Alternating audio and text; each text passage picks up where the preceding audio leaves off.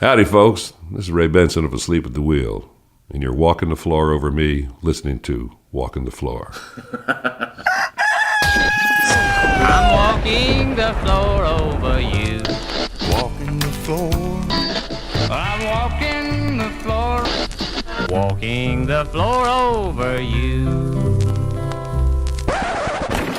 Hola, senors and senoritas. This is Chris Shiflett, and welcome to this very, very special milestone edition of your favorite podcast, Walking the Floor. Did you know that this is the 100th episode? 100 episodes. Think about it. Have you listened to them all? Now's the time to go back and listen to all of the 99 previous episodes to prepare yourself for the majesty and the explosion that is today's 100th episode of Walking the Floor. I personally cannot believe that we've made so many of these things. When we started many years ago, just thought it would be like a little temporary thing, but I figured out that I like it. I like doing the interviews. I like doing the podcast. So there's no end in sight. Keep listening, please. Okay, I just want to draw your attention to something that I did last week when I was overseas in London.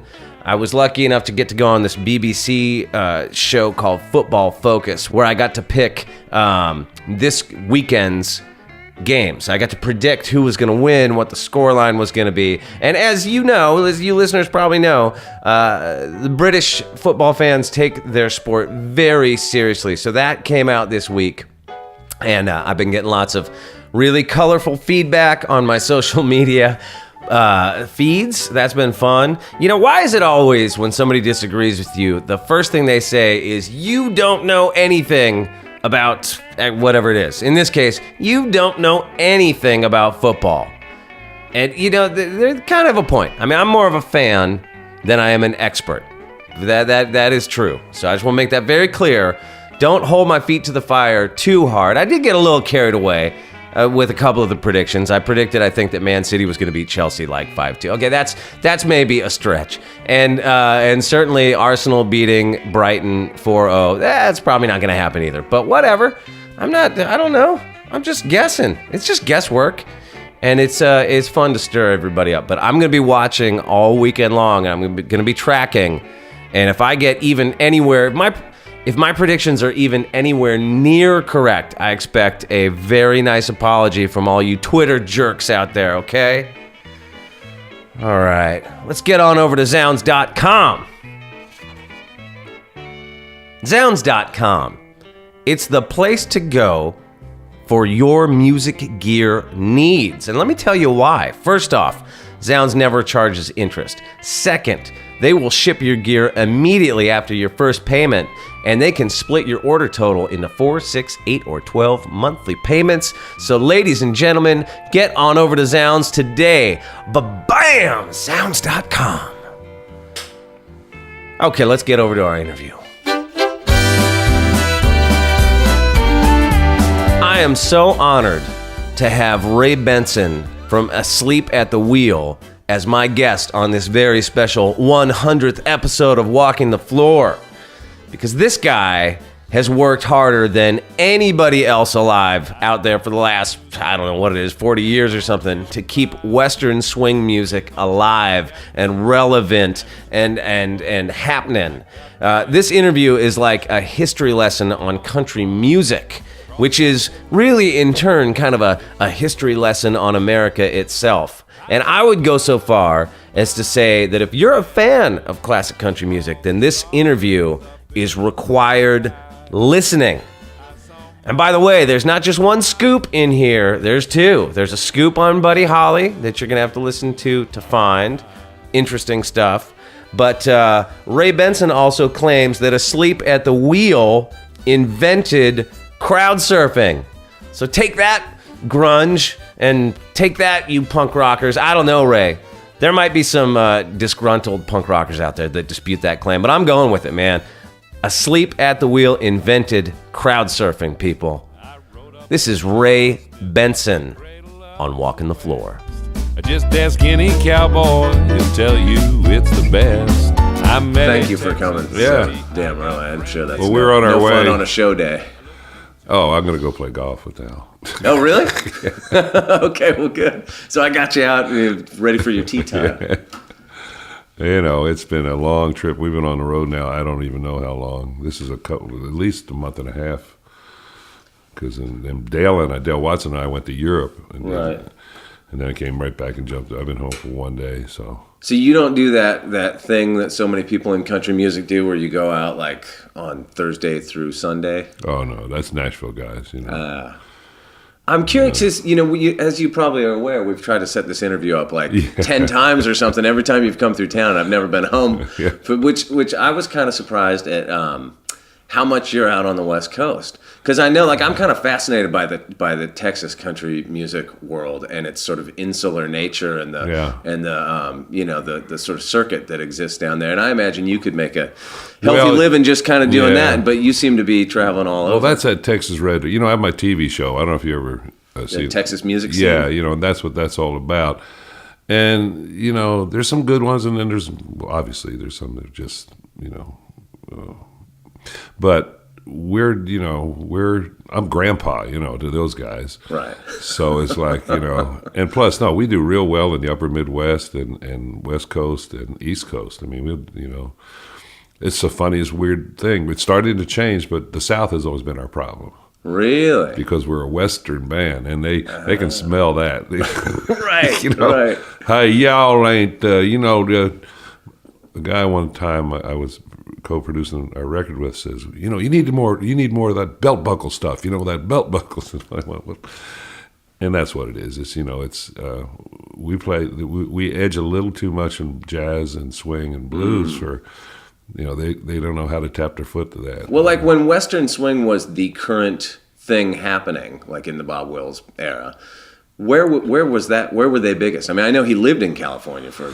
Well, yeah, because all the Texans and Okies were in California. Right. So was that sort of the Western swing? I mean, obviously it says Western in the name, but never got east of the Mississippi. Right? Really? Except on record, Right. And again, records were different back then. Yeah. But no, he was. He went where there was. First, of course, after the war, it was Oakland, California, the San Joaquin Valley. Right. I mean, there were ballrooms up and down here, and Spade Cooley was like, he had a #1 television show in 1950 here. Was Spade Cooley the guy that wound up like murdering his wife or something? Didn't he kind of have an unhappy ending? Horrible. Right. In front of his 4-year-old daughter, who is still alive. Really? Oh, yeah. Dennis Quaid wrote this horrible script about it, because and we were going to do the movie and it's such a tragic, horrible story. Yeah, he pistol whipped and raped his wife with a gun and then shot her in front of their kid. The gory details are really awful. So he wrote this thing about it. And it's funny because in 1969 he was due for parole, and he was playing a sheriff's auction in Oakland as a favor and died on stage in 1969. I had a friend who was his cellmate in Chino. Really? Yeah, Hell's Angel guy I knew. And yeah, it was sad, very sad. This guy was at the top of his, it's kind of like Phil Spector or something. Right. But like during his... But, yes. Yeah, maybe if Phil Spector did what he did in 1967 or whatever. Yeah, exactly. But still, he was just... Evidently, had a jealous rage. He was just so jealous, that he always was. And he accused his wife of screwing Roy Rogers. The whole thing is so bizarre. How has that not become a movie yet, or has it at some point? No, well, Dennis tried to make it, and it's just so, I don't know. It really is an ugly story. Right. But again, there's there are a no lot Hollywood ending on that one, I guess. Yeah. But the West Coast was where they all went. Bob Wills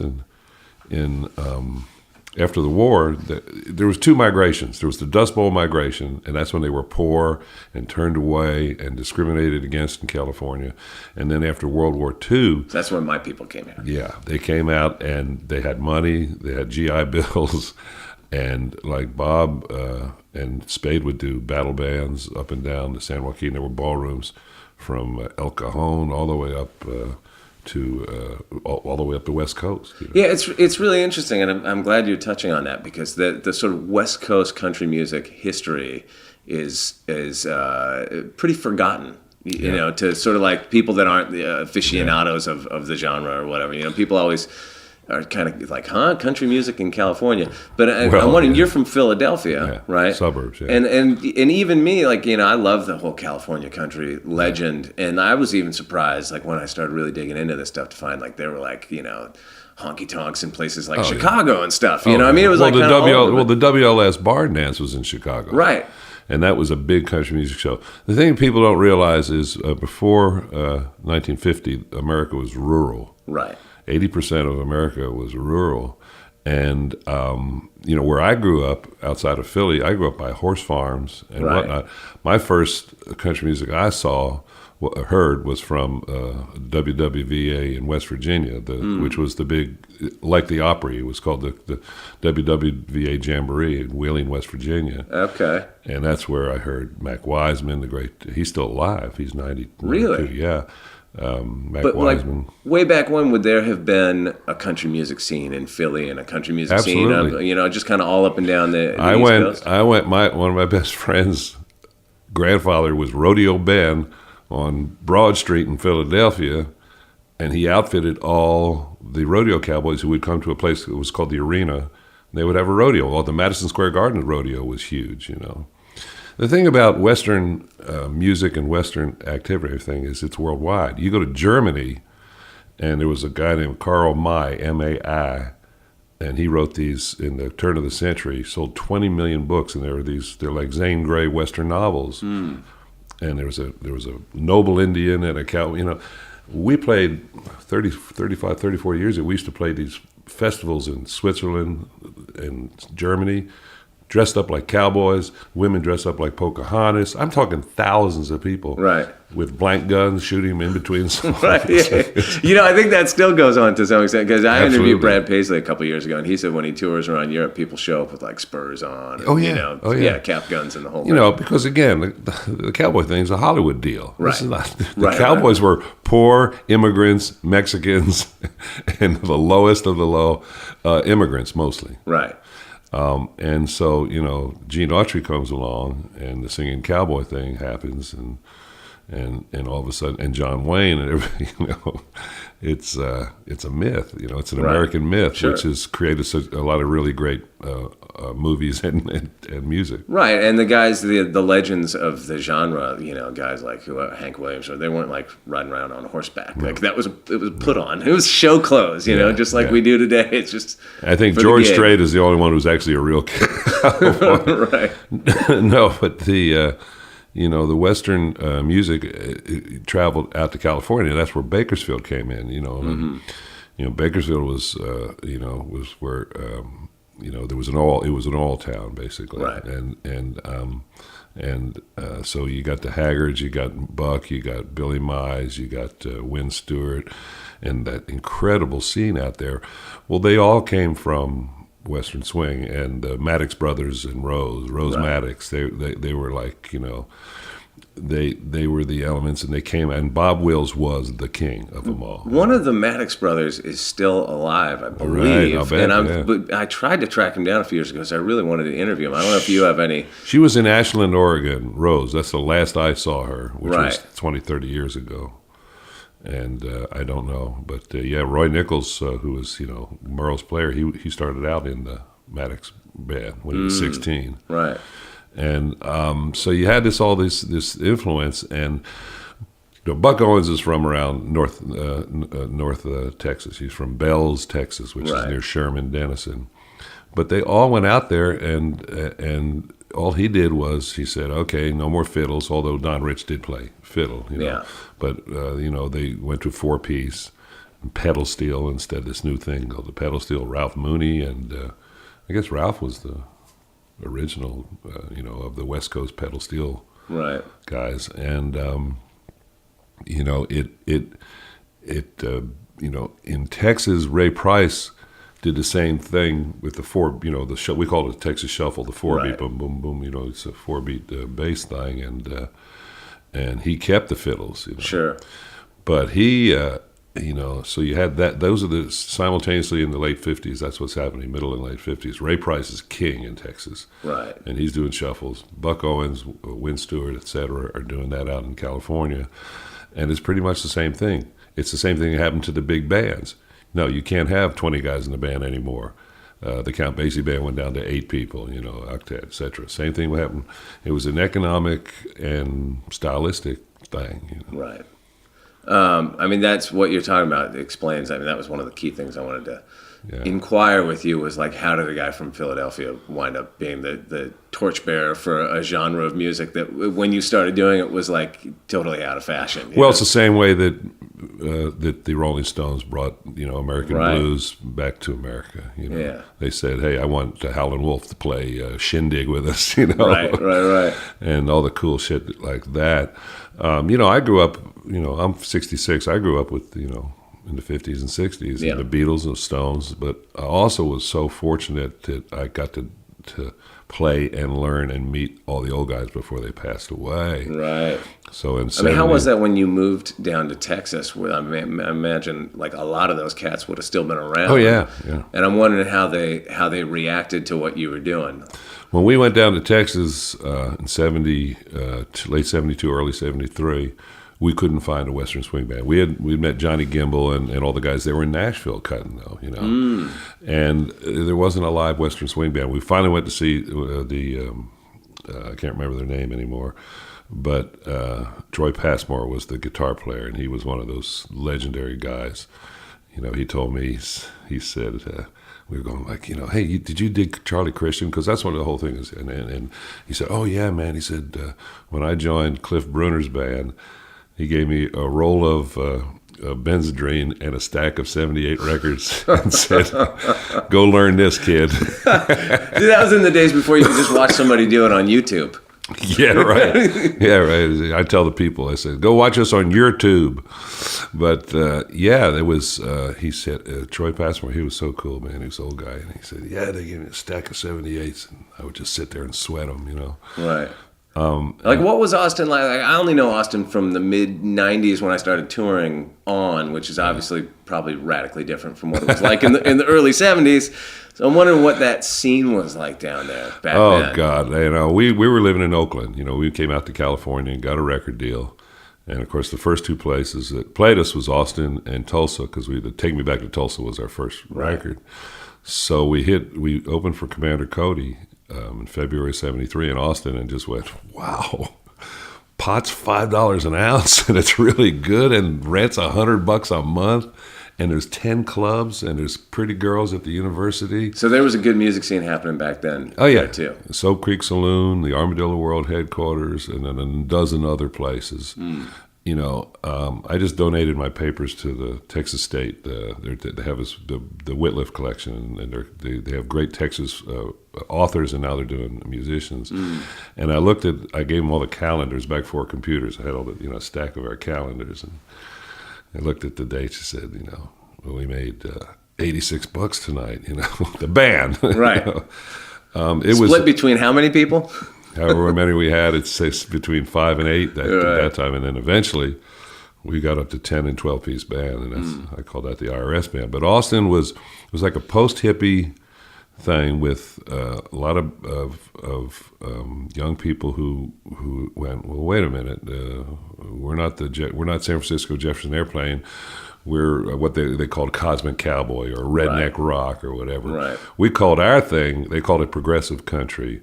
KOKE-FM was the station.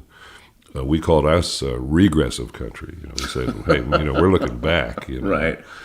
But with the rock and roll sensibility being a little more volume, although we weren't Blue Cheer. Right. A little more volume and a little more energy and a little more, attitude. Right. Well, like you said, you grew up in the 60s, and you were in high school and then college in that time, and that's the 1960s. Were you coming at it from before you got into Western swing, or before you started Asleep at the Wheel? Were you more like in a sort of counterculture music type of scene? I started as a kid performer. Me and my sister had a group called the 4Gs, and we sang Woody Guthrie, Peter, Paul, Mary, and folk song, because in 1960 folk music was a hit. Sure. And that's where I heard Johnny Cash was on the Hootenanny show and on his records, you know. Now, I was the tenor in the band, you know, at the time. I was 11 and 12. But we played with the Philadelphia Orchestra when I was 10 years old, sang This Land Is Your Land and On Top of Old Smoky.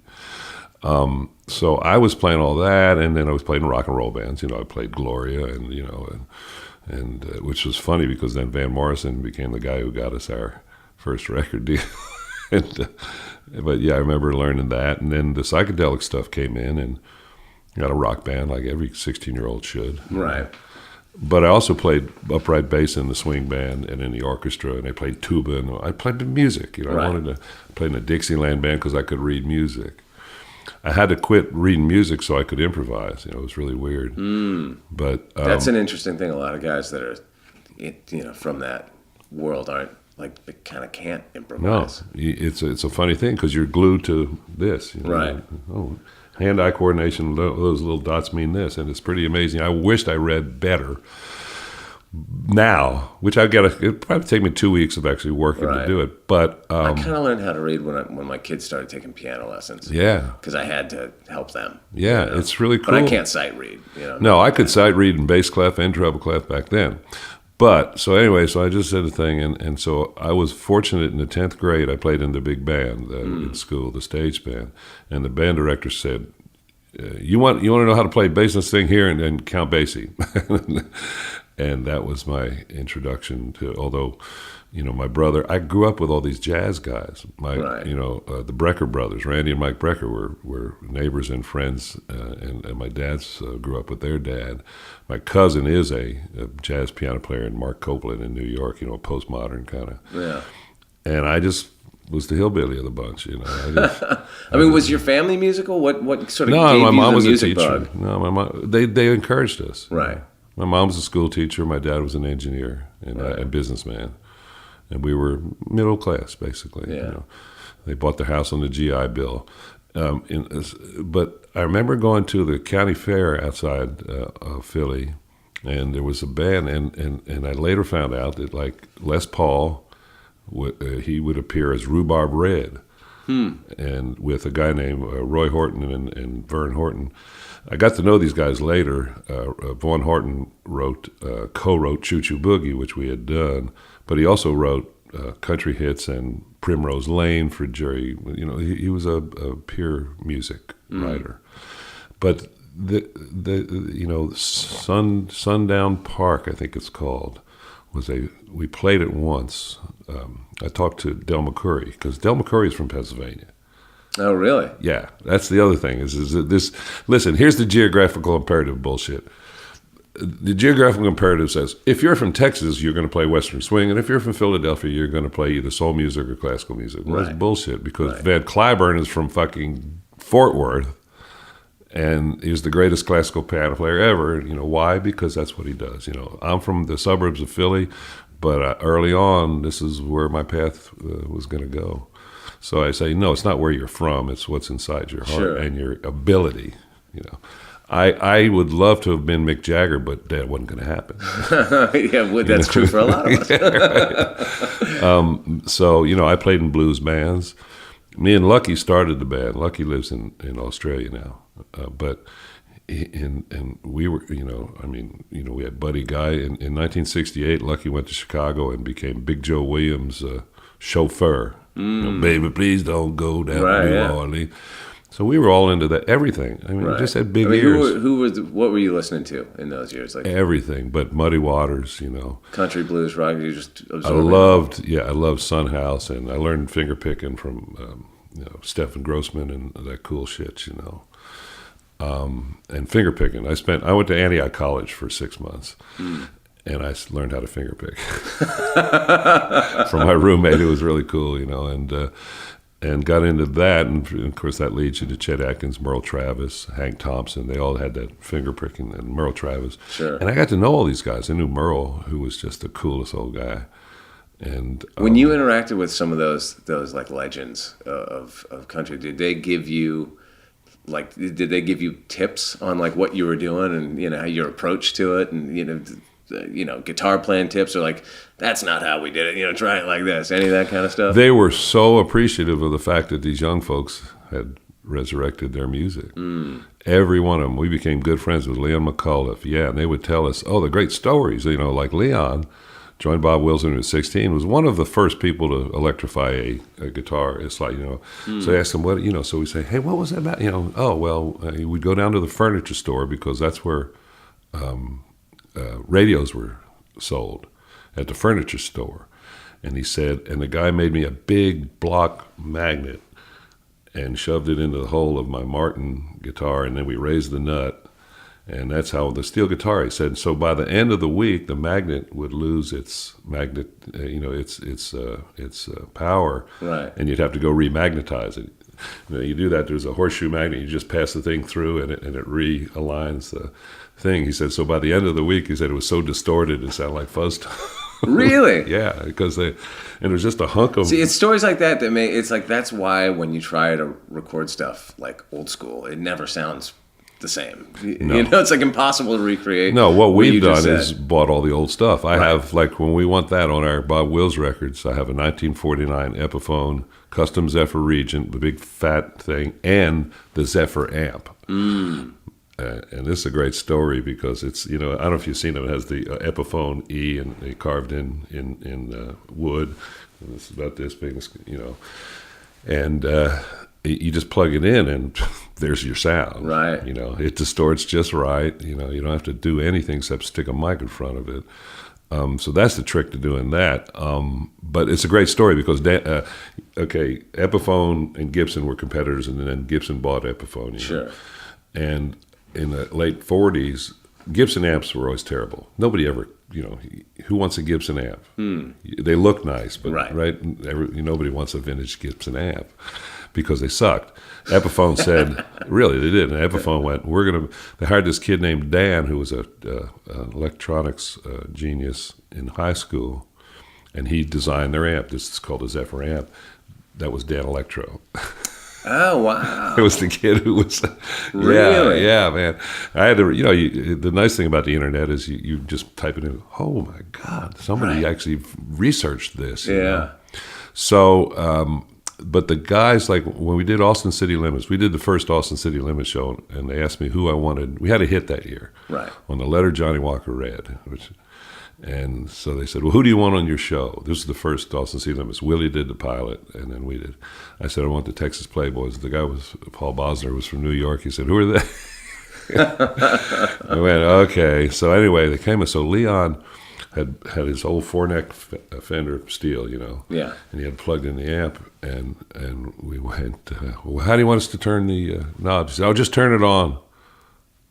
And he said, I'll fix it up here with his treble knob, with his tone knob. Really? Because that's what, you look at those old amps. I have a 1938, is it a National? National amp. Right.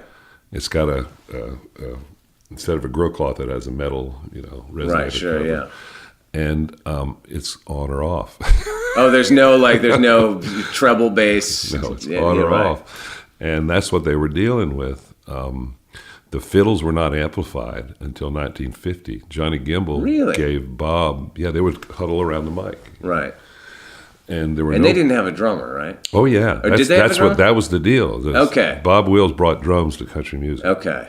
He went to the Grand Ole Opry in 1945, and they said, "Oh, you can't use your drums." He said, right. Pack them up, boys. We're going back to Texas. They said, "Oh, well, you can put them behind the curtain." He said, "No."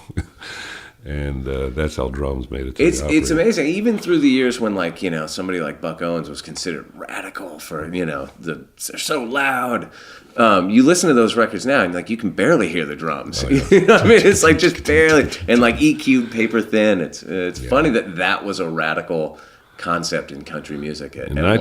Yeah, in 1971, we backed up Freddie Hart, and Freddie Hart had the #1 record called "Easy Lovin'" in 71 or 2, and he was a West Coast guy, amazing singer, and we would play for between 1,000 and 2,000 people a night on these package shows with a Shure Vocal Master. You remember those, the column PA, It was called a Shure Vocal Master. It was like the tits, man. I mean, it was like, oh my God! It had a, the head had I don't know how many channels, maybe 8 channels it was. We wouldn't know what to do with 8 channels. We would all gather around one mic. Really? Yeah, and sing the harmonies with Freddie, Right.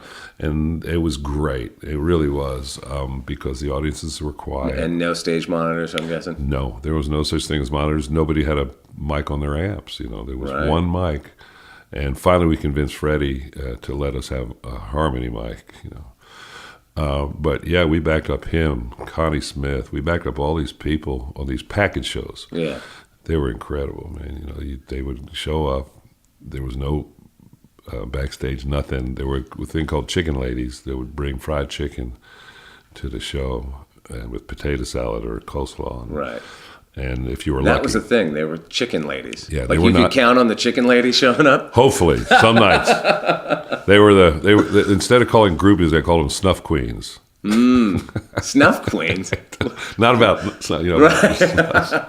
I don't know why. Thought that was another Spade Cooley reference. There. Hold on. Okay, right. We were just, I was 20 years old, and Like, what did that do for your chops to back up all those Oh, people and have to know all? I mean, what was like great. your songbook that you could draw from at that Well, point? we would have to Hundreds learn of songs. Yeah, and I'd have to learn all the James Burton licks, all the great pickers. The Buddy Right. Emmons was we backed up a guy named Stoney Edwards, who was we were his band. He was a black country singer.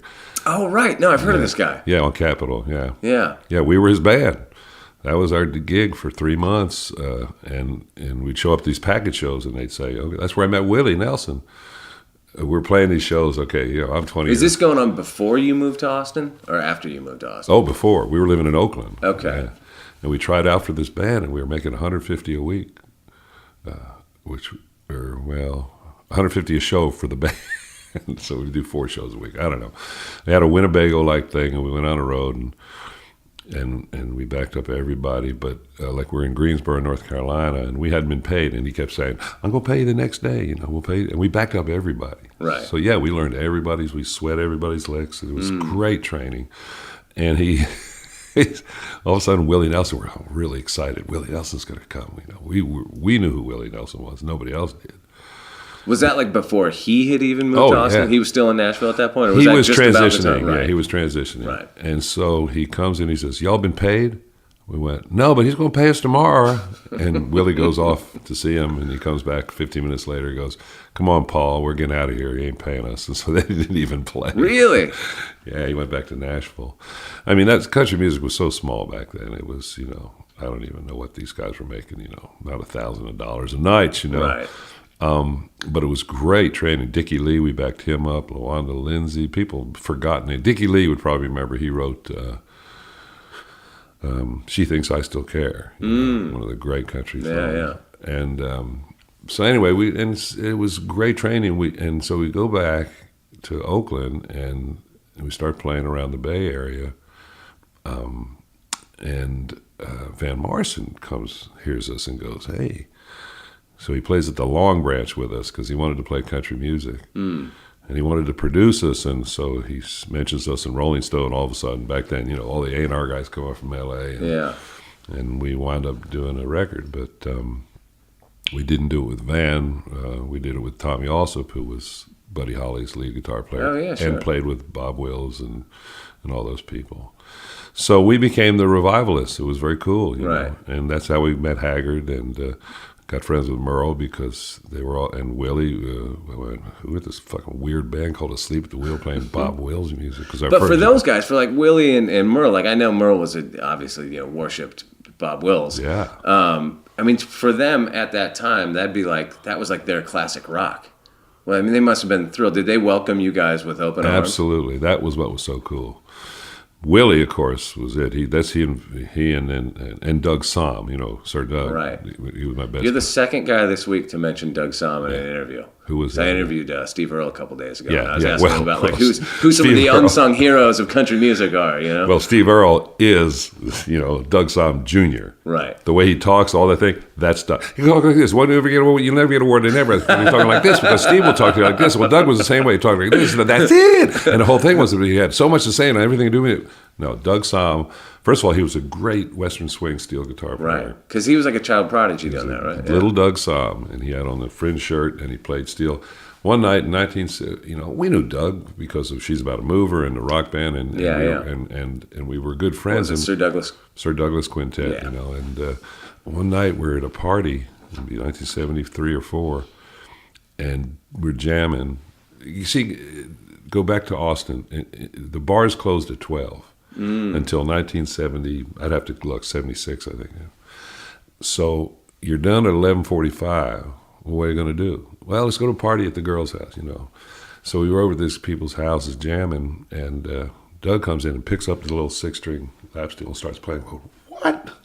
He was amazing. I mean, he was great, So we were already good friends, but he came from that and then fell in love with all the music, with rock and roll music, English rock and roll, with Tejano R&B, with the south side of San Antonio, which was Sonny and the Sunliners. That's why I'm leaving it up to you. That was like South Texas, R&B. And he sang incredibly, played everything. T-Bone Walker, he was like a T-Bone Walker aficionado.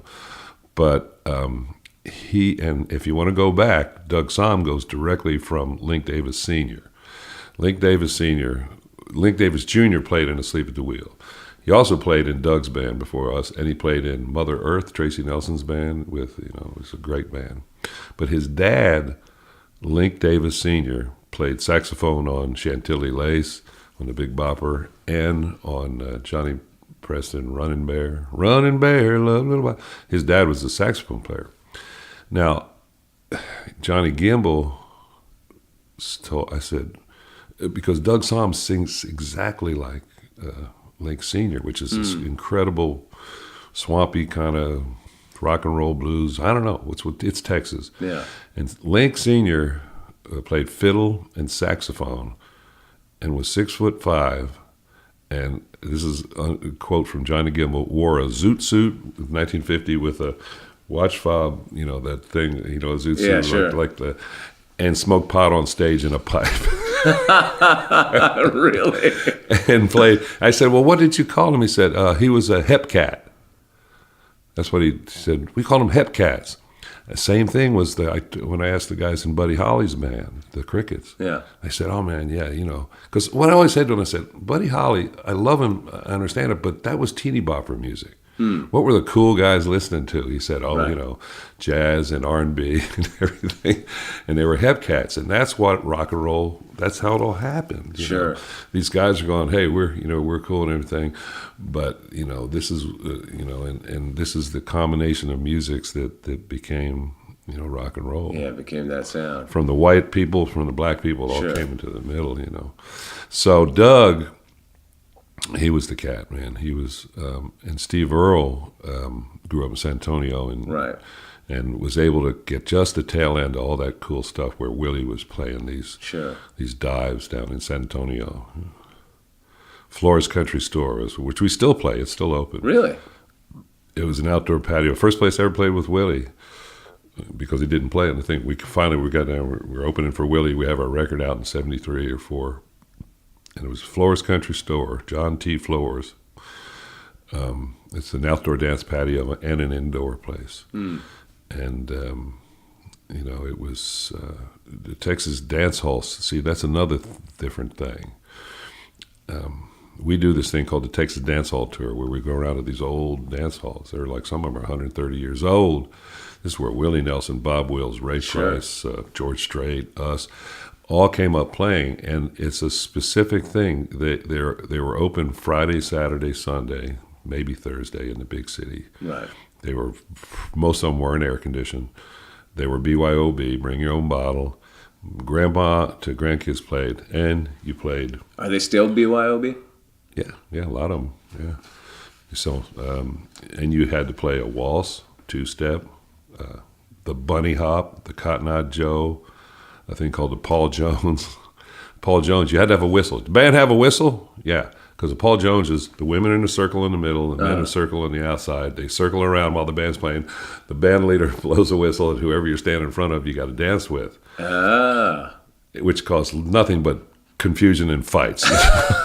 But it was standard. It was like, Right. it's like, you got a whistle? Yeah. But the bunny hop, you had to do the hokey pokey. You had to do all these dances because it was dancing. And that's why the bands were there. To that point, if you're playing a concert, as you know, unless it's a metal band or a rock band that somebody can take extended guitar solos, nobody's paying attention to the guy playing a solo. Right, You know? right, sure. If they're dancing, they don't give a shit. Right, just keep the beat going. So everybody's playing, and so everybody gets this, and that's where you learn how to play. You know, when you're doing a 4-hour gig, and Are you stretching out your songs to like 15 minutes? everybody gets a each kind of solo. thing? Right. Everybody gets solo. Yeah. Because they're dancing. Yeah. One time we did a Route 66 tour because we had a hit on Route 66 back in the 70s. So in 1992, Coors Beer goes to say, we went to them and say, hey, it's the 66th anniversary of Route 66. We're going to do a tour. So we did a tour from Chicago to L.A. and wound up on the Santa Monica Pier, which is wow. Right down the road. Yeah, it had Bobby Troop, who wrote Route 66, play with us. Billy Vera played with us. Marty Stewart, Travis Tritt. We had all these people along the way, and then we did events along the way. Well, Brooks and Dunn were a brand new band, and I knew them, and so they had them open for us for $5,000, boys, in Amarillo. And it was a big dance, you know, at the convention, someplace. You know, one of the honky tonk was at the convention center. Yeah. You know. So I come on the bus after the thing, and they're on the bus going, man, we really bombed. Nobody clapped. And I went, no, you don't understand. In West Texas, they're dancing. They don't clap. Right. If they're dancing, you're fine. Right. You know, it was a whole nother world. How has that tradition managed to stay alive all these years through all these sort of changing trends of? They're meat markets now. You know. What do you call it? Is it still grandma to little kids, or is it like millennials? You know, now with their shirts the on? old dance halls, some of them are good, but you know Green Hall, for instance. Anyway, Green Hall is the famous one. It's now a tourist trap, so you can't even dance there because they'll pack 600 people in. Right. Anything. There are a few, yeah, but for the most part, they're now college kids with this Texas red dirt. Right. And it's girls meeting guys, guys meeting girls. Yeah. I mean, it's, that's pretty much what it is. The Texas Red Dirt guys all play Waylon and stuff, Right. But that's about as far back as they'll go, Right. pretty much. And that pretty much, I mean, some of the guys harken back to and they all revere Haggard, but they do it their own way. But I'd say the places are still there, and some of them have been bought by wealthy folks who have renovated them, and they do have it, but it'll never be like that again. Sure. But we do this tour. We do it every year, where we get about 300 people who just want to dance. That's the other thing, is that when people are standing in front of the thing, they can't dance. Right. The militant dancers, because some of these places we played where these people are used to dancing and all these people are in their way, and they start bumping into people, okay, we'll show you, and start clearing people out by dancing. But it's I don't know, they're still there though, and I think there's a resurgence. Like I say, every 10 years there's a new generation and they discover something. Sometimes they skip. Sometimes it sucks. Oh, that generation sucks. They like, Well, it's funny, like what you're talking about. Like the closest I've ever had personally to that experience is the couple of times that I've played at like what is in fact a sort of a line dancing bar or something. I didn't realize that really going into it, and all of a sudden people start like line dancing. And to me, I mean, I come out of like punk rock world where people were slam dancing, that thing. Pit, and it was like kind of like the same kind of energy, but a bunch of like post 50 people. You know what I mean? It was weird. It's like kind of a. Well, there's also what we just played, this thing called the Nashville Boogie Nights, was it, or Nashville Boogie Fest? And I called it the Tattooed Retro Dress Bunch, and there's a bunch.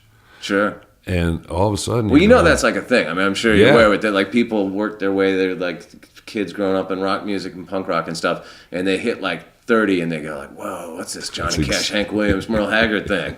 It's exactly what I tell people. So I'm 66. They said, "Why do you how?" I said, "Well, like I say, as soon as they hit 28 or 30, then their ears start going, wait a minute, there's more. Right. There's more here. I want to listen to some adult music. Yeah, exactly.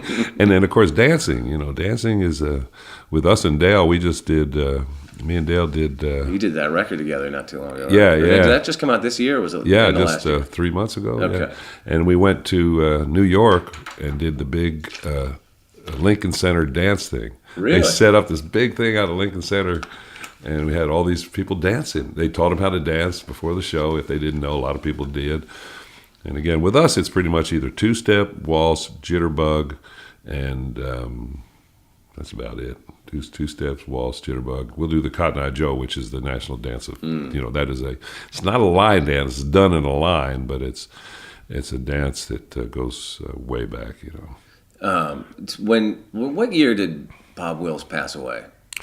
Well, he passed away in 75, but he had a coma in 70. He went into a coma in 73. So did you ever get to? I know you did a great Bob Wills tribute record a couple years Yeah, ago. we- Obviously, he's a we massive done 3. influence on your world. But did you get to interact with him at all, like when you guys were first starting out? Well, here's the story. We were on United Artists Records, and Tommy also produced us, and Dan Burgoyes, which was Bug Music.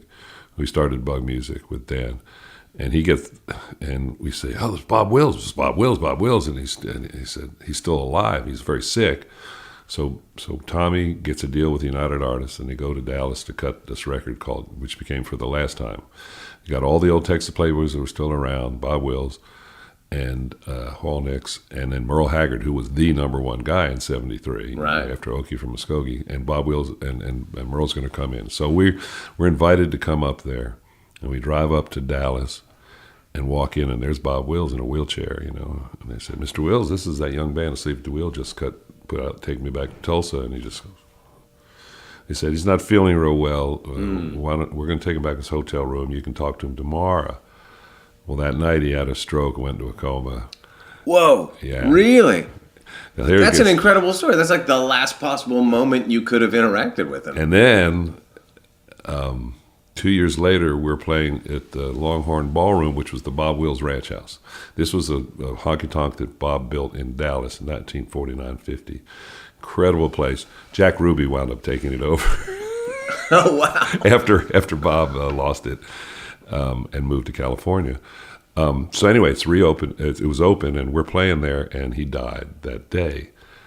Usually we would draw 500-600 people. We were doing about that. Like 3,000 people showed up that night. And it was very emotional because the reporter came up and said, the AP reporter said, Mr. Wills, Bob Wills just died. Are y'all going to cancel the show? I went, no, we're going to play his music and honor him, Yeah. And it was very cool. But yeah, in retrospect, it was very spooky. It's like the passing of the torch kind of deal. Right. But I was 22 years old. I didn't know, Sure. But yeah, the experience was very cool. You touched on this a little bit, talking about, different eras and different generations and all that sort of stuff. But how have you managed? I know you've had a lot of different band members come through. Yeah, Asleep 90. at the Wheel. Right. That's got to be a Guinness Book of World Records right there. But how have you managed to keep it going all these years, considering the radical changes you've seen in the country music, industry? Yeah. I really don't, I just... Like even like the Urban Cowboy thing could have put you Oh, guys out. God. That could have ended it right there, we were offered Urban Cowboy and turned it down because we did Roadie with Meatloaf, and my friend wrote it, Big Boy Medlin wrote it and wrote us in. So With Alice Cooper, right? Alice. Didn't you guys open for him with First some show, early gig? first show. This is How did that go 1970. over? Well, this is 1970. Right. So even Alice Cooper, for people that don't know, wasn't really Alice Cooper yet at that point. No, He no. hadn't kind of gotten his shtick I together. think he didn't even have a record deal. Shep Right. Gordon was his, that's how I know Shep. Yeah. No, okay. So we're living on a farm in West Virginia. This is, the end of the hippie world, but we're getting out of the cities because the cities were crazy. 1969, 70, cities were nuts. They were Right. burning. Sure. The black people were rioting. Yeah. It was Vietnam was still happening. Yeah. We pulled, me and Lucky pulled the lottery. They had the draft lottery, 256. I'm out of here. I quit school. We go down there to West Virginia and had a farm, and we were farming and learning how to play. We were woodshedding, I remember I went down to see the new Riders of the Purple Sage, and I met Jerry Garcia. And I said, "Yeah, man, we live in West Virginia. We played in this little bar." He said, "Oh, you're woodshedding." I went, "Oh, yeah." I didn't know what. Yeah, that's what we're doing. He was so cool. Garcia really was such a great. Who also guy. came out of like a country folky background. Yeah, he was a banjo player. Yeah. So anyway, we're sitting on the farm. We didn't even have a band. My brother was there, me, Lucky, Leroy, and we're trying to get people to join this band that doesn't have any gigs. You know the deal. Yeah, sure. And these two fucking buses of hippies pull up. It was the Hog Farm, which was the Murray Pranksters next to her. They say, "Hey, we're going into Washington, D.C. to play a big concert. You want to go?" And it was Tom Donahue, who was KSAN. He was the first underground DJ in San Francisco. Oh, wow. The show was Hot Tuna, which was, Yorma and Jack. Stone Ground, which was a band that was put together by Tom with some of the guys from the Bo Brummels. Do you remember that band? That was an incredible, Northern California rock band. Had a couple of hits. Yeah. Sal Valentine was the guy's name. Alice Cooper, and okay, we'll let you guys open up. Who cares, So we play in D.C. I mean, there's pictures. I got here down there. We're hippies, Right. But we played, Truck Driving Man, the few songs that we knew, some Hank Williams, and then we had this weird Asleep at the Wheel song that we would do. And all of a sudden, we got noticed. So I get off stage. Okay. Well, beforehand, when I'm loading the gear, my back goes out. I always had a bad back. And one of the Merry Pranksters guys says, "Oh, I got just the thing for you here." And he gives me a handful Take of 7 hits of acid. peyote. This will ease your pain. I'm 19 years old. Well, yeah. And right in the middle of the set, it comes on, and I'm just having a great time. We finish. I get off stage, and I'm sitting there, and this guy said, and the guy went, "Hey, man, really like your band. It's really cool." I said, "Yeah, what's your name?" He said, "Alice." I went, "Wow, Alice." Yeah, come again? Alice. He's drinking a Budweiser. Right. "What do you play?" He said, "Oh, we got a band, old rock and roll." He gets on stage. They didn't have any props, man. Right. He would just attack the audience and rip up stuff, and then the Hells Angels got mad at him, and it was really weird. Shep Gordon, I have to tell you the whole story because I don't know, but they had him up in this van, and finally I think Yorma or somebody saved him. Really? Yeah, It was like a little mini Altamont. Yeah, very many. But from there, we were big in D.C., and that's when I was playing with Grin, which was Nils. Nils Lofgren? Oh, sure, yeah. His band was called Grin.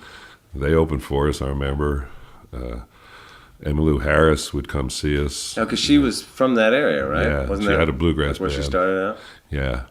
And D.C. was happening. That's where I knew Lowell George from, and that whole bunch.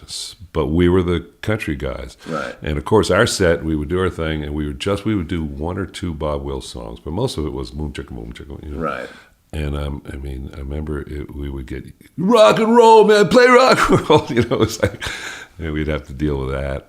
But it was to us, it was a challenge. And the difference, because to get back to your earlier question, the difference was being able to take that rock and roll sensibility of the big stage as opposed to the Buck Owens thing, which was for small clubs, Right. was how we were able to do it. And then the reason that we kept going and over all the years was that I understood the transition, I called it the 10-year transition, Okay, there's a whole new bunch that never heard you. Right. And it'll skip generations, whatever, and just try to somehow transition. And then, of course, musically, we got much better. Right. We practiced. Right. When we were in the Bay Area, Commander Cody took us out there, basically. Right. I had met them in Ohio, and they said, "You need to come out to California." So after we got it together, we went out there, and it was Commander Cody and then Clover, which was Huey Lewis. Right. Yeah, it was Huey and John McPhee from the Doobie Brothers. They were Elvis Costello's band on that first record. They had to gig in San Anselmo on Monday. We had to gig in Berkeley and at the Long Branch on Tuesday, and we would alternate between the two, and that's how we would get that whole thing. But again, I was 21 years old, and so it was our peers, Right. Then we would play college. Then we got bigger. We played colleges. Then all of a sudden you're 35 and you're going, how come we don't have any college gigs no more? Oh, you're playing county fairs now. And so all of these transitions. So like I'd recorded the song "Am I High?" You know, it was all about drugs and everything. We had to stop doing it Right. because all of a sudden, all these kids were married and had kids and mortgages and everything. And yeah, they did drugs in the '60s and early '70s, but they didn't want They didn't want their kids to know about it. Yeah. right. I know the feeling. Yeah. Well, this is my kid, so it worked out. Yeah. If you're honest with your kids, then it'll work. And you can tell them the pitfalls. You can tell. You point to all the people who died and Right. say, this is also what happens. By Yeah. golly, Yeah, sure. So, but it is a hat trick, and I don't know how I did it, to be honest. I mean, with from you. this point now, you're like, a legendary dude, legendary figure in the world of country music. So and you have a lot of shit going on. You're writing an autobiography, you got a TV show, you got a radio show. You're not only asleep at the wheel, but you're doing solo records and the record with Dale and all that sort of stuff. Like, you're a super busy guy, and in today's music world, you can have compartmentalize all your stuff and have all these different things going on. But I imagine there was a point in all that, before all that was available to you, where what would have been the sort of the lowest point in your music life over the years? When he was born, it was like 1983. Shit, now I got to provide. Well, here's the deal, and I do this when I speak to young people. I tell them, I said, I had a hit record, a top 10 record on the letter that Johnny Walker read. Had I don't know 5 or 6 albums out, made $20,000 in 1982. That's how much I made, Right. and the band was in debt, and I was driving the bus Right. and fixing it. But I was so happy because every week somebody would come up and say, "Don't ever stop, you guys are." This is the kind of music, it can't die. And what they were talking about, not just Bob Wills music, what they were talking about was a band that played improvisational American roots music every night on the road. So you go from town to town and you're playing, and the guys are soloing, the sax player, the fiddle player, the piano player, they're all soloing. That is unusual, and there's very little of that, especially back then. So and it was just sort of like, wow, we really have something special here. Although the lowest point was like, I didn't own a home. I finally bought a home in '81 before he was born for $18,500 that my father lent me. Right. $18,500 for a house. When we left California, one of the reasons, besides the fact that Austin was so great and everything, was I remember we were going, man, we're in the Bay Area. We'll never be able to afford a house here. They cost $50,000. Right. Yeah, don't you wish you had bought 5? Yeah, right. I mean, the place we had in Oakland was this mansion. It was falling down, but it was a Right. mansion. We had a band house. That was just saved us. Yeah. But when we hit that bottom, which was disco hit, and it really didn't. I didn't have a record deal from '81 to '86 almost. Really? Yeah. Now we recorded a record for Johnny Tyson, Tyson's Chicken. Mm-hmm. He had met a bunch of ex-CBS guys, and they formed a record. Us and Dave Mason signed to this record label that, of course, never came out. So for all that time, we did record it. But at least he was supplying the chicken ladies. So Yeah. he was helping. By then, it was that was over, and we had. Willie really saved us. He would put us on the Picnic every year. He let us record in the studio, Right. 84 and 5. I couldn't get it. It's a great story because he said, "You want to do a duet? I just wrote a song." I said, "Yeah, man." So me and Willie sing this song. Well, it was Write Your Own Songs, which is on the new Dale and Ray Sure. album, which is, just a poke in the eye of the music business. It says, is your head up your ass so Right. far you can't pull it out? That's one of the lines, You're like, Willie, this isn't helping me get a record deal right now. And he gave me $10,000 and said, we'll get it back when we make the deal. We took it up to CBS and it was like, fuck you. I still owe Willie the $10,000, although I Did that version ever come out? Yes, it did on ABC Dot Records, which Jimmy Bowen actually put it out. But the way I got that record deal was I used to go play golf with Jimmy Bowen. You know who Jimmy Bowen was? He was. I know the name. He was the head of Warner Brothers Records than Capitol Records. But in the 50s, he was in the Buddy Knox band, Baby Let Me Be Your Party Doll. He was the bass player. Then he went on to produce the Rat Pack. He did Oh, wow. he did all the Dean Martin Memories Are Made of This and the Sinatra records, and then that all went south, and he moved to Nashville and conquered Nashville. He did Hank Jr., Garth, etc. Right. He was the coolest old guy, but he liked to play golf and smoke pot, and so I'd go play golf with him, and hey, where you get some? Oh, yeah, here we can get some pot over here. I just lost a deal with Arista, and that's how I did the first Bob Wills tribute album, was Bowen did. But those were the cool music. He's still alive. He's very old, and he's in Phoenix, but... these were the guys who knew, oh yeah, we know what you're doing. Yeah, Right. That's where we came from, and we made rock and roll. He played Yeah. slap and bass. Yeah. The guys who came out of the Western swing world. Tommy also just passed away. Tommy was our producer first thing, and Tommy played lead guitar in the Billy Gray Western Swing Band. This was Hank Thompson's band and a big Dallas band, and Sonny Curtis was Buddy Holly's lead guitar player. Sure. He asked for a raise, and Buddy said, "Fuck you." So he quit and went to work for Slim Whitman for $150 a week. He wound up writing "I Fought the Law and Law Run" Yeah, sure. and the Mary Tyler Moore theme. Oh, really? Yeah. Oh, I didn't know that. He said he made more money on that than any song he ever wrote. I bet.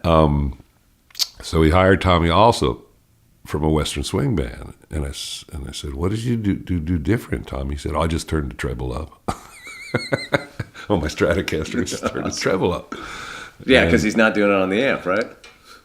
No, he did. He was. No, he's all, but that's how the difference between rock and roll and Western swing soloing. Right. And if you listen to, is it Elvis who did, somebody did Milk Cow Blues. Yeah, Elvis did Milk Cow Blues. It's the same solo that they basically, it's a Milk Cow Blues. Right. It's Kokomo Arnold, 1929. Right. Bob all Wills. those early rockabilly guys were like guys that probably came out of country and jazz, right? Or Yep. both.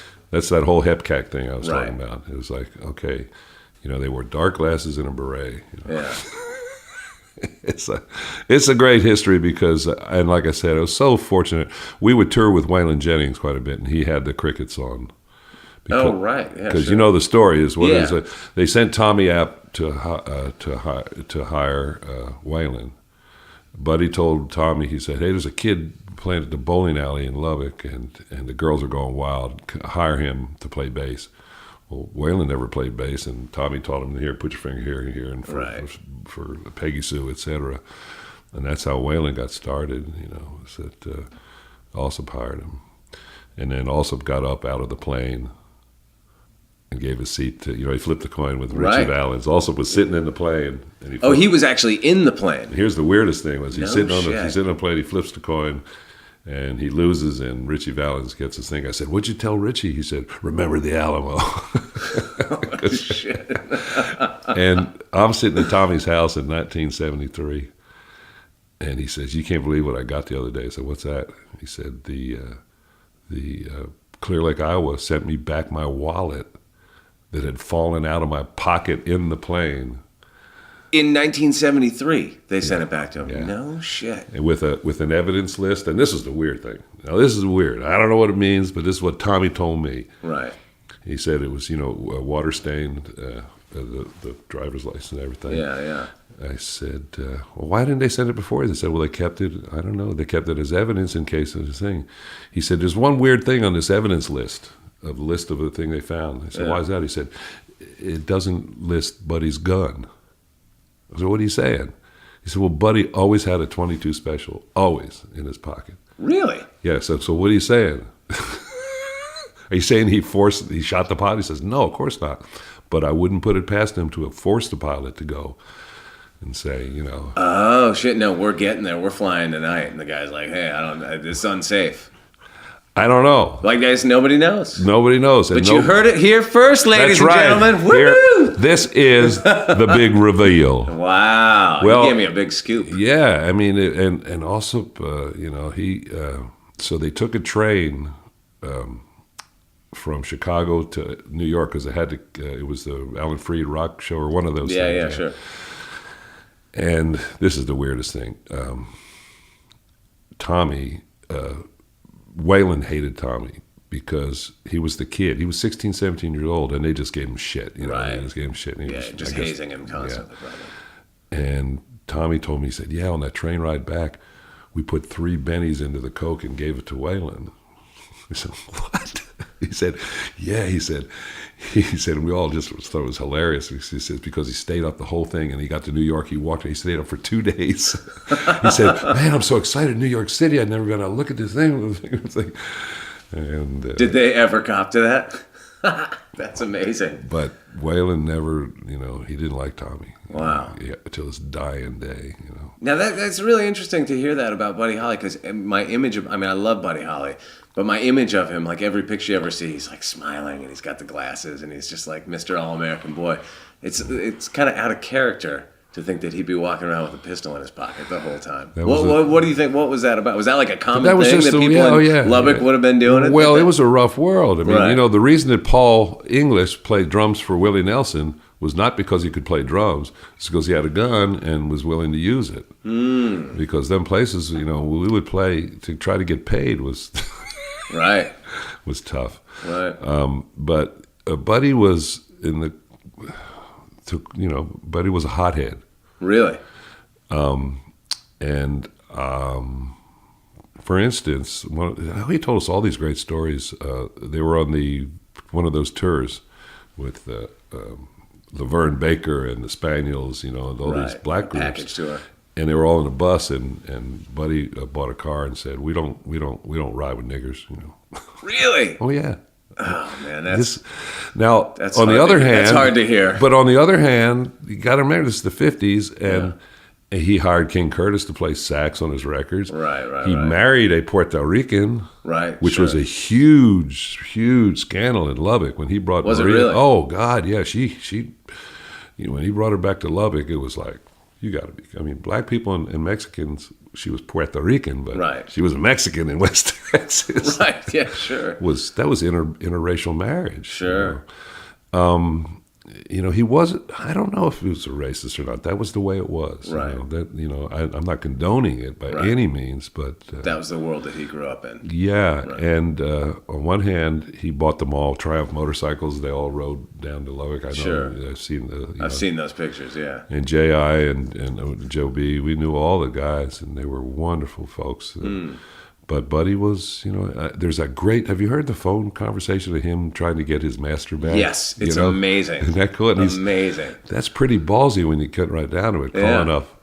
A kid with his first record deal, trying to, yeah. And Milt Gabler, who he's talking about, produced Louis Jordan and Bill Haley, Right. and was the guy, man. But again, the record business was brutal back then. Sure. It was, Yeah. My favorite quote of Robert Mitchum when Robert Mitchum got busted for pot in 1950, and he did, I think, 9 months in jail. Yeah. He got out, and they said, "Mr. Mitchum, what was jail like?" He said, "Like show business without the riffraff."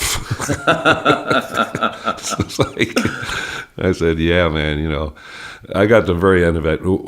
I mentioned Dan Burgoyes and Del Shannon when our first. So we're going to be doing these demos to get a record deal after Van Morrison. And this guy from United Artists, Dan Burgoyes, comes up and he says, "Well, we'll have you do a demo." Back then, you'd go into it. So we go into, what was his name? Leo DeGard, Kolka, Golden Gate Recorders. I remember on the wall there was a picture of "Don't Walk Away, Renee." Oh, yeah, sure. Whatever that Yeah, band whoever was. that is. And so still Del Shannon comes up and helps us produce the demo. Really? Yeah. Del became a real good friend, and him and Dan did the thing. I can't remember why I brought it up. It was leading to answer one of your questions, but that's how we got into the whole thing. But I can't remember why. It's funny that thing you're talking about the music industry, and when Buddy Holly was coming up, when it was really tilted against the musicians. Oh, yeah. And it's funny because then you've been in it long enough that like it's kind of back there now. You know what I mean? Like they keep trying to chop down those Spotify royalties, and people don't really buy. It's more about singles than albums. It's like we've, in a weird way, with all this technological advancement, we've kind of, in a sense, gone back to that. And they control it. Right. They definitely have The control. artists wrangled it away for a little while, but they got it back, man. It really is, because for instance, the reason, Dan got fired from United Artists. He signed ELO. He signed Electric Light Orchestra, Right. and then signed us and Country Gazette and some of these, not so commercially successful bands. So he got fired, and the Bob Wills thing, he got fired because of the head of United Artists. What an idiot. Found out that the Bob Wills had a stroke. You signed a dead man. What? And they fired. They fired him. So he started Bug Music because Del Shannon had been screwed out of all his royalties, and they'd been in a court case for years, and he got $150,000 from Hats Off to Larry and Runaway, the Right. big hits, and Sleep at the Wheel had some publishing. So Dan started the Bug Music, which is now this big deal, I guess. Sure. But Dale was on Big Top Records, and back then, these are mafia folks was in the Right, business. yeah. Johnny Ace, the story of Johnny Ace and all the R&B, and what was the label? It was Morris Levy, Roulette Records. I mean, this was mafia. Right. Period. Morris Levy. Yeah, it's a shame that HBO and Scorsese screwed up that show so much because it was terrible. But it was sort of dealing with that, Yeah. and that's such a great story that they could have done a much better job with. Yeah, I don't know why. I love that part of the history of the music business. Oh, listen, it was, I miss one of my old friends, Dick LaPalme. He's gone. He worked for Chess Records, and he was running studios when I met him. Village Recorders, you remember Village? Oh, yeah, sure. Yeah, I recorded there once. And he said, let's take a break and tell stories. He would tell stories. He said, yeah, I worked for Leonard Chess. He said they'd send me out with a stack of 45s and a stack of $50 bills. Said, here. He said, we didn't really play. He said, we bought entree. He said, they'd play it. If the phones lit up, they'd Keep playing it. Yeah. Right. I said, that's a lot better deal than now. Right. Now you can't even get in without $1 million, down payment to somebody. Back in the day, it was McCormick in Chicago, but Paola's alive and well. Right, in different forms. Yeah, Nowadays, and of course the access to the airwaves now is ridiculously controlled. Back then, it was you could have regional hits, Right. and work those hits. Like Easy Lovin', for instance, with I think we did with Freddie Hart. Started out on one station and another station, and boom, Sure. boom, boom, boom. Can't do that anymore. Yeah, that doesn't exist anymore. No, there's Now 7 guys. That's just not how radio stations are programmed anymore. Yeah. But I mean, that's like a reflection of the wider sort of corporatization. Of It's the corporatization. everything, Yeah. When I started in '72, there was like 40 record companies. I remember doing a demo for Metro Media Records, for Playboy Records, Right. Atlantic Records, United Artists Records. Yeah. Then Gulf and Western, which was Gulf. Right. They bought Paramount Records. Commander Cody, I remember they made a deal with Paramount Records. I can't even remember any of them. Yeah. So many records, especially in country music. Mega Records. Sammy Smith had a big #1 record on "Help Me Make It Through the Night." That Chris on Mega Records. Who the hell was Mega Records? Right. But I loved it because it was a wildcat kind of deal. You know who I wish was still around? And I've looked and I've never found any good interview footage, but he's such a fascinating character to me. I'm wondering, this is a total left field question. I have no reason to think that you had a relationship with this guy. But did you ever get to deal with Ken Nelson on anything? I met Did you ever him. interact with him at all? Met him, yeah. I'm so fascinated by that guy. Why was he based in L.A. if he was the head of the sort of country A&R thing? I mean, that's the guy that's responsible for, Wynn Stewart and Buck and Merle and all these cats. I don't know why he was in L.A., but I can surmise Capitol Records headquarters was in L.A. Right. The Capitol Records office in Nashville in 1972 was Right. tiny. Oh, really? Yeah, who was Were it? they not a major player? They had all those. No, big it bands, so was they a must guy have- named Don Law, and they were all bean counters. Right. Ken Nelson was a bean counter. Really? Oh yeah. Well, I mean, did you ever get a sense of what he was like? Because he produced all those records. Was he, or was he just in the room? Or, Yeah. I mean, or was he not Well, even? well in the look room? at Don Law. Said Don Law was on all the quote Ray Price records. He wasn't a thing. It was the band Really? leader. No, in fact, Earl Ball. You know Earl Ball. Earl. Yeah. You know Earl was Ken Nelson's number one guy when I met him. Really? Yeah, because Stoney Edwards was 1971. He produced Stoney's records with James Burton, Buddy Emmons. The fucking Sure. back then, L.A. had all the hot guys, Right. Buddy Emmons and thing, because there was also film work, etc. Okay, we haven't touched on it, but essentially, we should have talked about. You talk about that whole Bakersfield and Nashville thing. What happened was the Academy of Country Music, the ACM. You know what that is, Right. Yeah. And the CMA. You know who started the ACM? Which ones? I know, like Buck and Yeah, the Bakersfield guys. ACM. Right. ACM. Okay. So those are the ACM guys. Gene Autry and Buck Owens started that Oh, really? because Nashville was ignoring them. Right. And, I won a ACM award in 1977. That's the only time we ever won as best touring band. It was tied with we shared it with the Sons of the Pioneers. Right. And that's what it was. And Gene was such a success in L.A. I mean, he owned half L.A. Right. And Golden West Broadcasting was his. He owned a bunch of radio stations. He said, "This is bullshit." Those Nashville folks are ignoring us. Was he the one that told Buck to go buy radio stations and television stations? I'll bet he was. Probably, yeah. And Buck, Buck was. I loved him. He was a good friend. Oh, really? Oh, yeah. You got to know him? Oh, very well.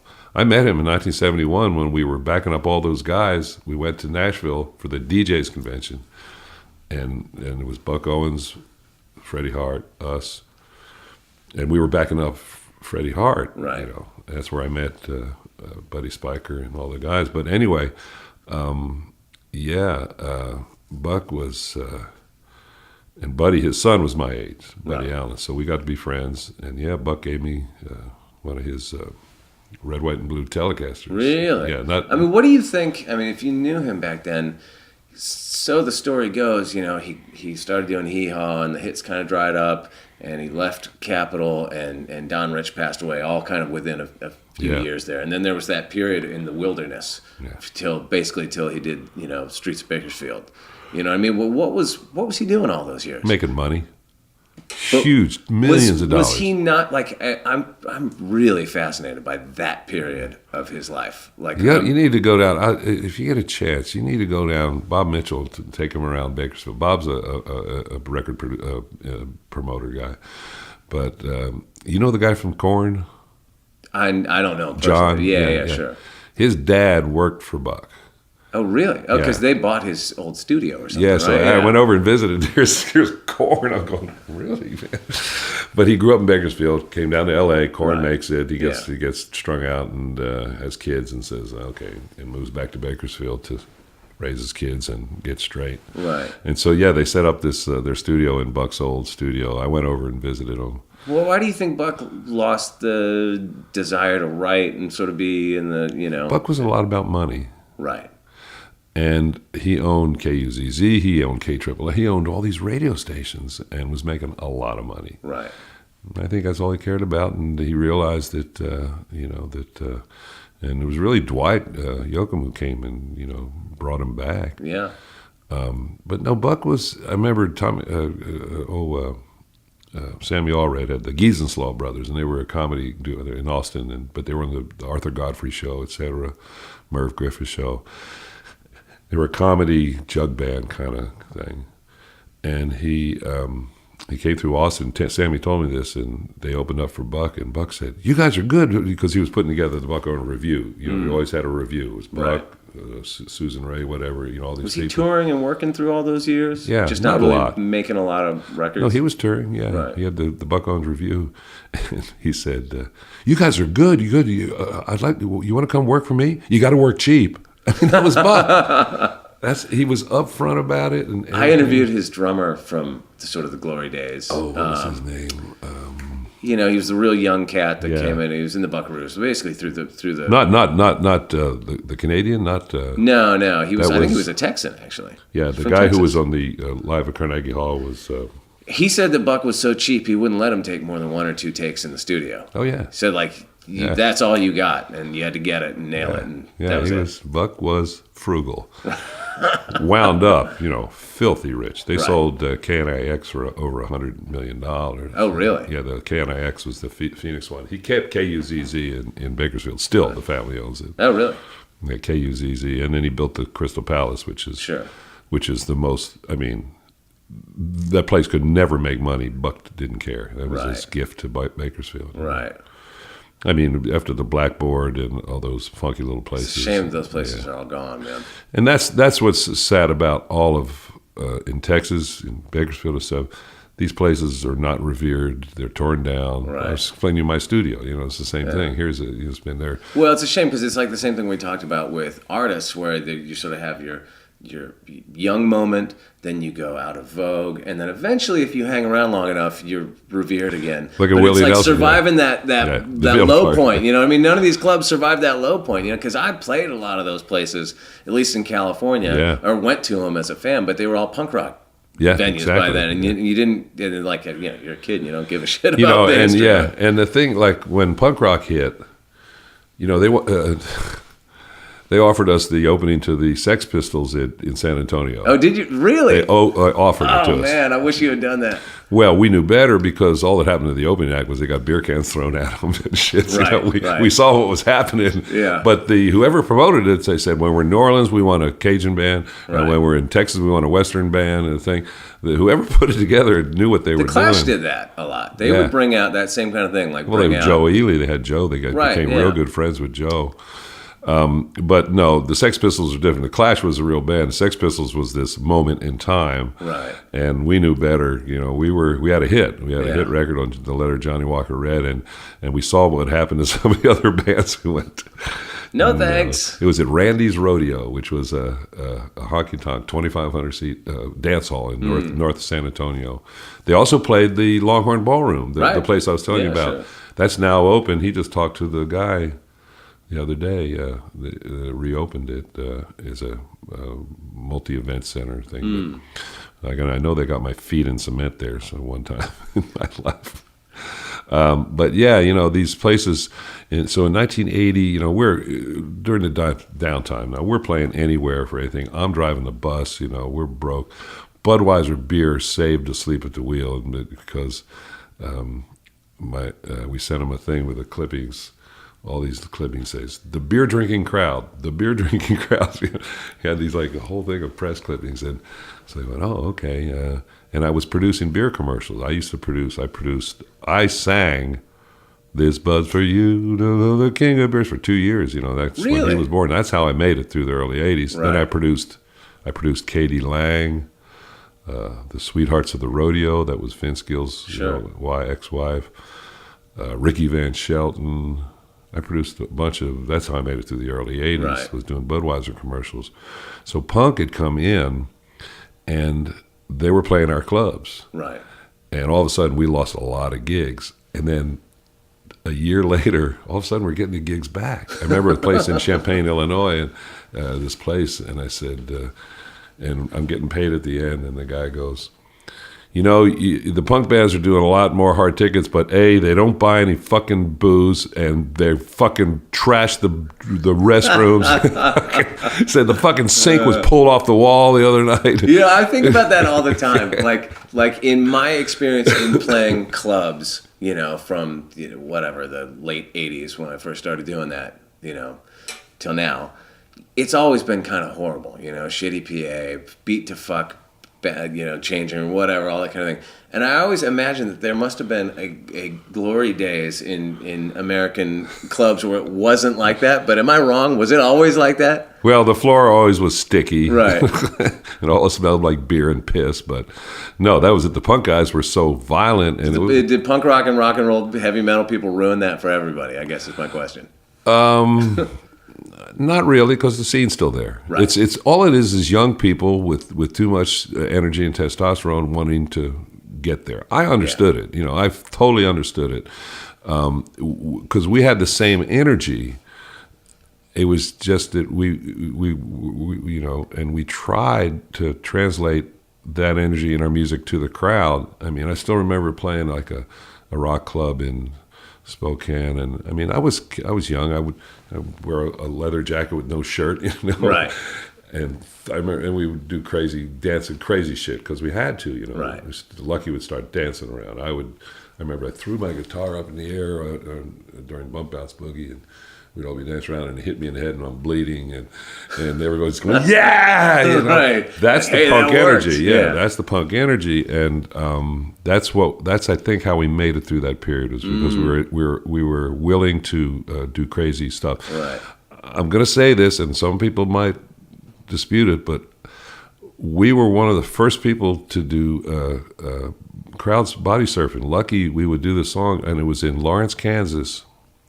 It'd be 1975. So tell me if I'm wrong, but he would do this thing where he'd do Bump Bounce Boogie, this boogie woogie thing. We still do it, and he'd start dancing. Lucky, and start doing crazy. And I would jump. That's why my knees were so bad. I'd jump off the amps. You know, I'd be on the top of the amp playing my solo and jump off the amps, and all of a sudden, Lawrence, Kansas is where the university is. Sure. Upstairs was Home of William Burroughs at one point. Is that right? No, I That think good so. lunch? Yeah.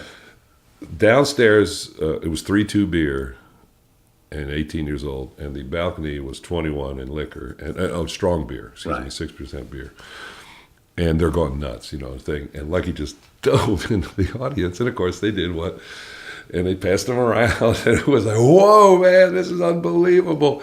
But nobody was doing it. It wasn't a mosh pit. This was 75, was before. See, this is the second scoop you've given me. Asleep at the wheel invents body surfing. I love it. I don't know that other people weren't doing it, but that happened that night. Yeah. And it didn't happen a lot. It didn't happen again Right. because but these were 18-year-old kids drinking beer, and we Revved were up. boogieing. Yeah. You know.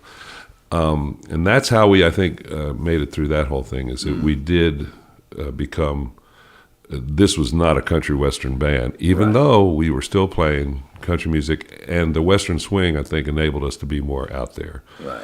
Because western swing is also blues, jazz, swing, boogie woogie, and that you can amp up Right. to, and that's what I was saying, the difference between the rock and roll sensibility, which is the other thing is the rock and roll sensibility is you build your set to a climax, Right. and that's how you do that. Sure. Whereas country music was no, you just did your hits, said, you know, thank Mom, God, and apple pie, and went on, you know.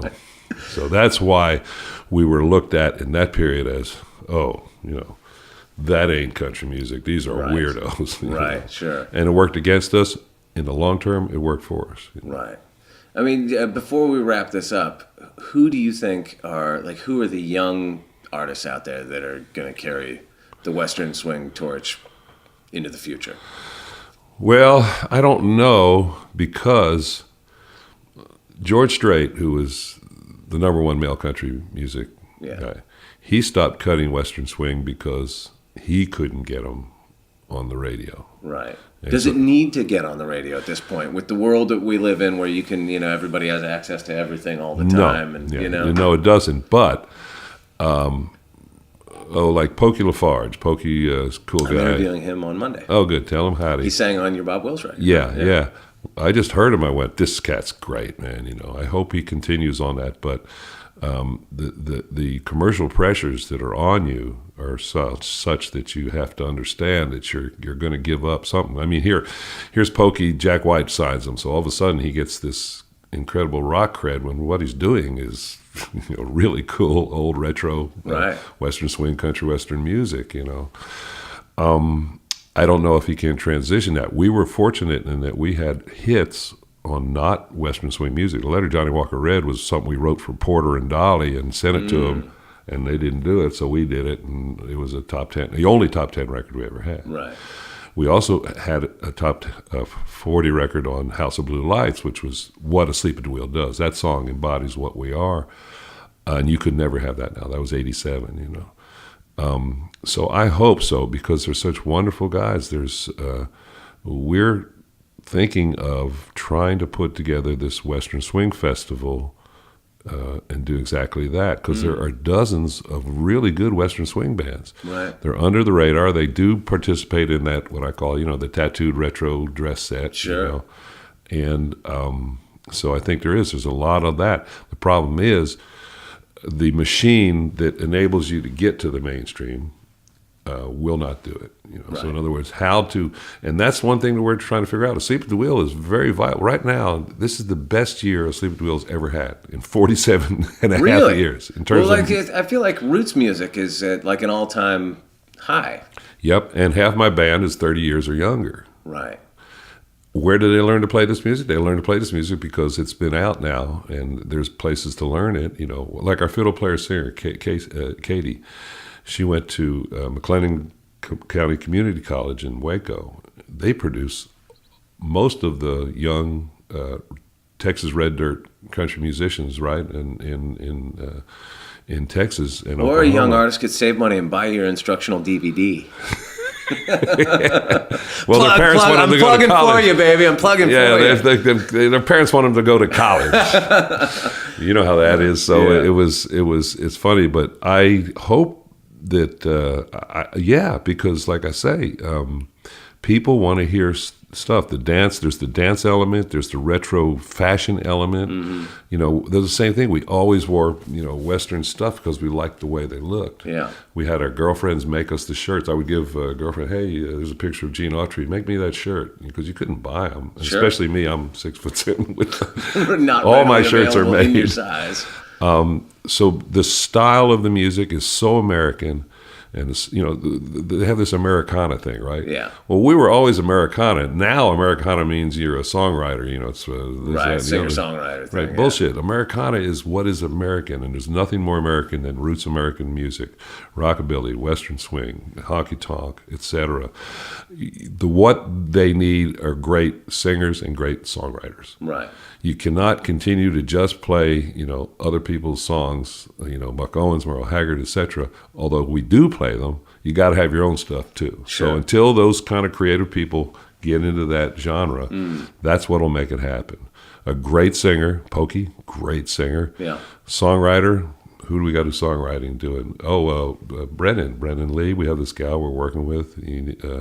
She's 29 years old, I think, and she wrote this great song. I want analog, baby. She looks like 1959. Right. Writes great song. I think Leanne Womack just cut one of her songs, and she's in Austin, but she's from North Dakota or somewhere, or South Dakota or something.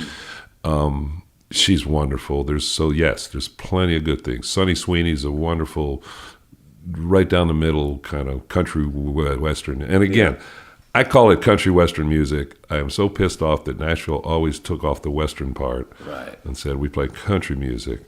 And I just say country Western. What the hell? Why do you think y'all wearing cowboy hats? Exactly. Oh, man, this was so great to talk to you today. I'm just so glad happy that you're doing by. this stuff, because I've looked through all your stuff and the folks you've interviewed. It's so important that they get to say what they've done. Well, you know what? I mean, a big part of why I started this, really the initial idea was to sort of document the sound. All right, that was Ray Benson from Asleep at the Wheel on Walking the Floor. Make sure you get on over to asleepatthewheel.com to find out what he and the band are up to. He's always got something going. He's got a TV show. He's doing this. He's doing that. He's touring all the time. You can find Asleep at the Wheel on Twitter at AATW1969. And then he's also got like a personal Twitter account that I don't even know how the heck you pronounce this thing. At Bizmeow? I don't know. I'm pronouncing. Just Google Ray Benson. Figure it out. Come on, people. Okay. Now that you're done listening to this very special 100th episode of Walking the Floor, make sure you go back and listen to the previous 99 episodes. They're all available for you up in the iTunes store, or you can go to our website, walkingthefloor.com.